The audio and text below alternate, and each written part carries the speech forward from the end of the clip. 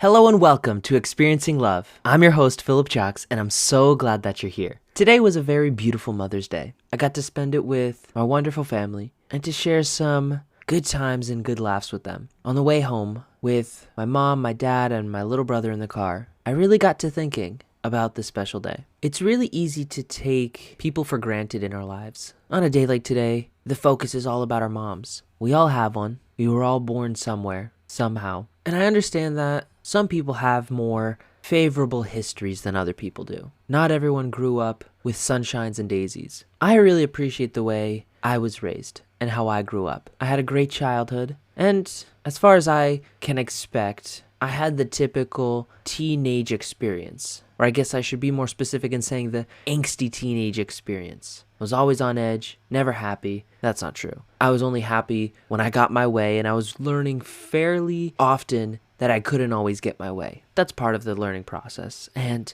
I appreciate everything about it because every little piece that I've experienced over the last 23 years has led to this very moment. And a lot of that is in part because of my parents, because of my mom. I once heard of this concept referred to as effective blaming. I heard it at a Tony Robbins seminar, and it has to do with this idea that if you're going to blame someone in your life for all the challenges and the hardships and the negative outcomes that you experienced, it's only right and it's only fair that you blame them for the good things too. Whenever he first describes it, there's an immediate reaction. Some people have had such a challenging childhood that they don't believe that any good came from it. And the thought gets provoked that you have become a certain person because of your past. There's many people who have had challenges, but because of that, they've become strong. They've become determined. They've become motivated to be different. They've created relationships and outcomes that will never mirror what they went through, what they experienced. And so part of effective blaming is looking at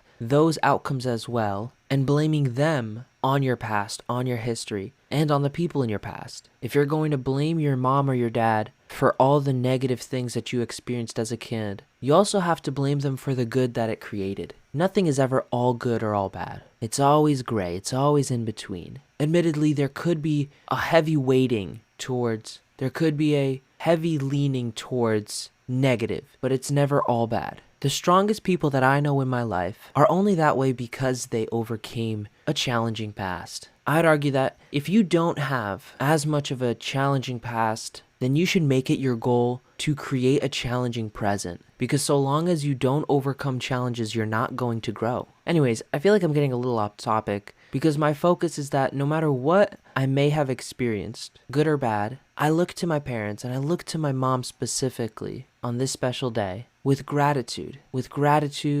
appreciation, with understanding. I was not an easy kid, or maybe at times I was, and I've had my moments. And I know that my parents did their best. Everybody does the best that they can with the resources they have. Sometimes we think someone should be doing more, and maybe we want them to be doing more, but they don't have the resources to do that. That could be physical resources like money, or it could be things like time, energy, or a mindset even. So everybody's doing the best that they can. And my hope for them is that everybody keeps doing better and better. So as I continued this drive back home, I was just appreciating all the moms out there. Everybody's doing their best, and everybody has shared some level of love with the world. Us being here is a sign of love. I won't get too deep into the beliefs here, but I know that in one way or another, there was an act of love that occurred for us to be where we are right now. I love my mom. I love both my parents. I love my siblings. I love my entire family. Sometimes I think it gets a little chaotic or hectic or silly to look at all the holidays that we have on the calendar.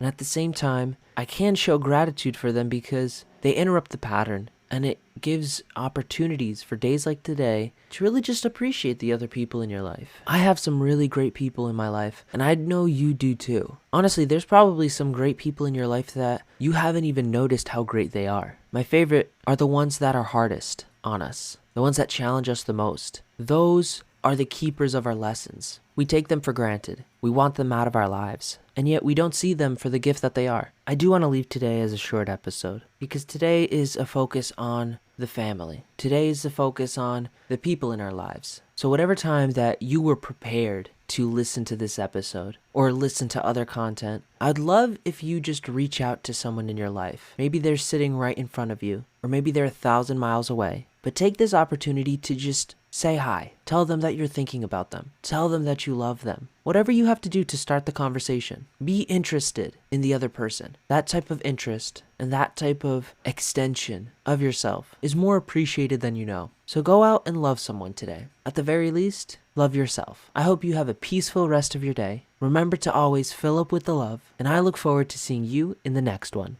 I love you.